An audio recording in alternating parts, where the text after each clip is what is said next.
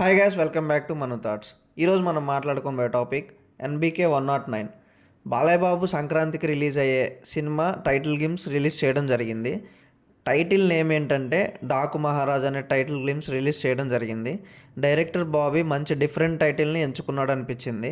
బాలయ్య బాబు ఒక మంచి యాక్షన్ సీక్వెన్స్తో సంక్రాంతికి సందడి చేస్తున్నాడు అనిపించింది గ్లిమ్స్ చూసిన తర్వాత. నాకు బాగా నచ్చింది.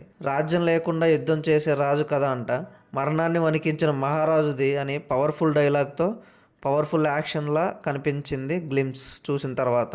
ఈ సినిమాకి తమన్ మ్యూజిక్ డైరెక్టర్. యథావిధిగానే అఖండ కంటే గట్టిగా కొట్టాడు అనిపించింది బీజిఎం. ఒక హైప్ వచ్చింది. బీజిఎం చూసిన తర్వాత విజువల్స్ చూసుకుంటే చాలా అంటే చాలా బాగున్నాయి, గ్రాండ్గా. బాలయ్య బాబు డిఫరెంట్ లుక్లో కనిపించాడు ఈ గ్లిమ్స్లో. ఈ సంక్రాంతికి రిలీజ్ అవబోతుంది సినిమా. సంక్రాంతికి వచ్చే సినిమాలు గేమ్ చేంజర్ ఒకటి ఉంది, చూడాలి. రామ్ చరణ్ అండ్ బాలయ్య బాబుకి పోటీ సంక్రాంతికి.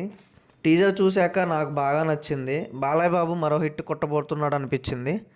Balayya Babu looks, VFX and visuals చూస్తుంటేనే అర్థమవుతుంది ఎలా ఉండబోతుందో సినిమా అని. ఇంకా తమన్ బీజిఎం కూడా సినిమాలో కీ రోల్ ప్లే చేస్తుందని అనిపించింది.